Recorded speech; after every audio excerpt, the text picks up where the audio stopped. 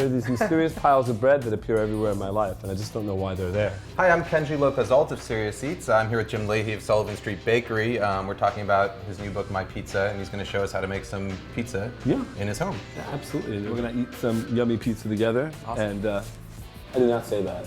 This is how to make no-knead dough. This is Leahy's famous no-knead dough. So the idea of like, oh, we're going to make a no-knead bread without using a recipe is as simple as having flour and water, a little bit of salt.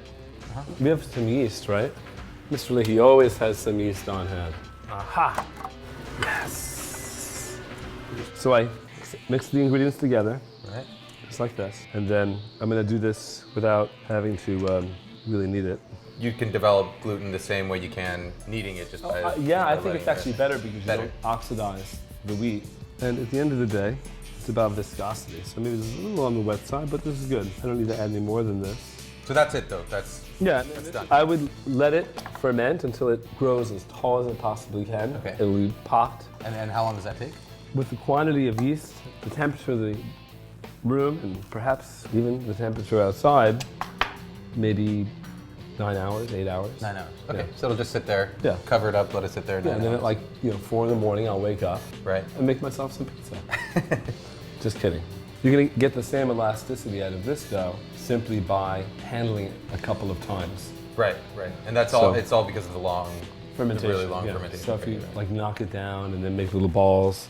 So what we want to do, Kenji, is open up the dough and stretch out the edge, just the very edge. Look, really gentle, barely holding on to it, so that's kind of all the same thickness. You have a disc that's a little wider, right? It hasn't deflated. As yours. Well, go toward the very outside, the very rim, and try to thin out the rim, okay? When you get the dough to a big enough size, then you can just knuckle it, And you might feel, because this dough has a slight skin, that there's a little stickiness to it every so often, right? Don't worry Yeah, where it's about not that. stretching Don't quite worry about evenly. that now. If you want, you can really go look really close to the edge. See how my fingers are almost just like right at the very edge of the dough. You see what I'm saying? Right at the edge. Don't be afraid.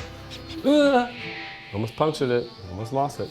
And then, if you do this long enough, you'll get a disc that opens up. And when it gets this big, you saw I just dipped it in flour, right? If you want to, you can continue. You always make it bigger than you actually want it to be. It's going to pull back a little Yeah, bit. it's going to shrink, right? So here we have a dough. It's beginning to shrink a little bit. How many people, when they cook from a cookbook, the recipe is a springboard for something else? This is just sharp provolone, is that what Yeah, sharp provolone. Such a yummy cheese.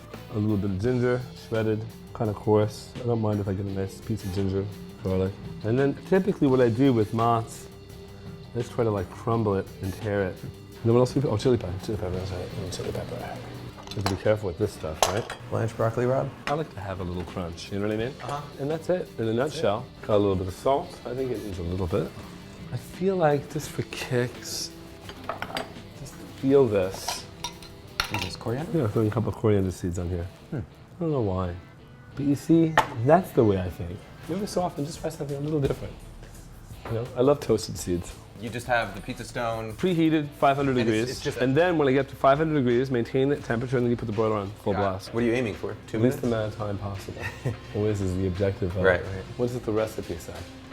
Because maybe we're right on target, you know what I mean? It says 3.5 minutes. We're done. See how wet it is? Yeah. That's because of the whey. The way. The cheese is so fresh. But just like, the bubbles are amazing. Yeah. And the bottom probably is hammered. Or, no, it's nice. Oh, we got a leak, man. Look at this. Whoa. Ooh. Ooh. That looks nice. Isn't that pretty? I got noise. Hear that noise? Hear that noise? Let's see what you want to hear.